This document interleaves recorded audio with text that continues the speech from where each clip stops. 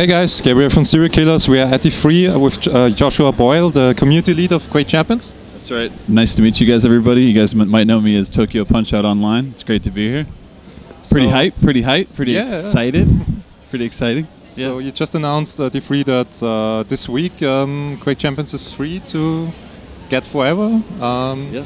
So let's start with some old school Quake questions. Like, let's do it. Yeah, let's get right in there.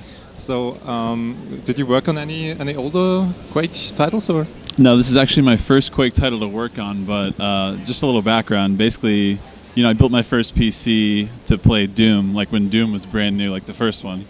So from there, I've always built every PC to play the newest id Software game. So I've played all the Quakes through, been in clans, did the whole thing, played competitively. Competitively, I never made it pro, let's say, but that's not what it's about. It's about playing with friends. It's about getting in there, and as you know, it's a really fast, really fluid game. So basically, the more practice you can get, the more you don't worry about dying and just worry about how every death teaches you a lesson. I feel like that's the place to be. That's what Quake is. So could you go into detail? What was the decision behind choosing classes, like going from the old school Quake style to a class-based gameplay? What's the funny thing is we actually, if I had to frame it, I would say we actually don't do it as classes. Like there's, in the way that the stacks are different, I could see how you could classify them like light, medium, heavy.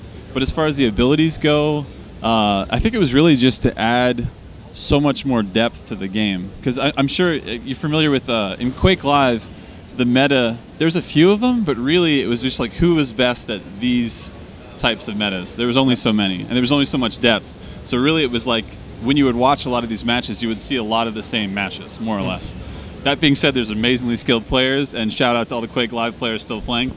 However, I mean, when you watch Quake Champions, whether it's Duel, whether it's 2v2, whether it's Sacrifice, whether it's TDM, whether it's Deathmatch, or Instagib, I think that's all of them so far that we've announced. There's always, it's absolutely not random, but the fact that every champion has a slightly different movement.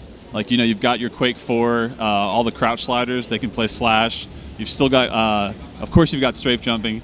They've got bunny hopping on some champs. Yeah. So the fact that we add all this depth to your stack, to your ability, to the counters that happen in those abilities. Like, I don't know if you've checked out some of the 2v2 stuff we just did at DreamHack Tours and that competition, but seeing the different combos and all these metas that are just happening every single tournament is the most exciting thing for us. And then we're not locked now how we were before to be like, okay, this is how you do the balance, okay, we're there, okay, it's done, it's set, play this game for the next 5 years. Now it's the meta changes all the time. We're always listening to the community and changing balance based on that. Yeah. So do you work closely together with some pro players or some old school Quake Live players? Or? Oh yeah. I mean, I don't know if you know that our esports director is John Hill 04, who's before we started making all these crazy tournaments that he's basically curating all these things, and he was now we're handing out all this money because esports is, as you know, way bigger now than it was 4 or 5 years ago or 20 years ago when we started doing it at QuakeCon. I mean, it's amazing to have him on staff because every single build he's in there, and of course Adam Pyle Sinkair, as many people know, the lead designer on Quake Champions, is an old school Quake head. He's played all of them. He was a dev on Quake Live. And of course, all of the pro players, we know all these people, so we always get in new blood and the old school guys to make sure that, again, we're checking in with balance. Everybody always reacts big time with crazy stuff. It's the same with fighting games, right? It's like, oh my God, this is so OP, fix it, when's it gonna happen? And it's everything is a process. And again, that's the most exciting thing, I think, is the depth that creates when we're doing these balance changes. Because right now, Tri-Bolt just got, the mechanics of it just changed and it's become really viable. Whereas before, we would see on the statistics, people would use it, but a lot of people would switch away from it. So we just made a change to the Tri-Bolt it basically auto-explodes at a distance, and it's really nice.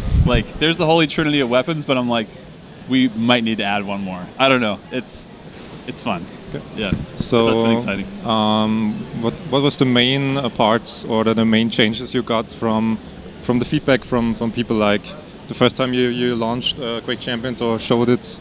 What was the biggest part that you needed to change for the old school players? Or I mean, for that, honestly, a lot of the depth was built in as far as like we were talking about before, how different champions actually have completely different movements. Yeah. So then you would see people like Toxic, who is like a absolute killer in Quake 4.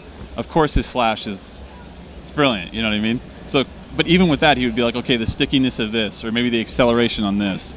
So of course, they get really down to the nitty gritty and like the absolute fine details, and we try to tune things based on that and based on our own internal team that does it. So it's hard to say what changed the most.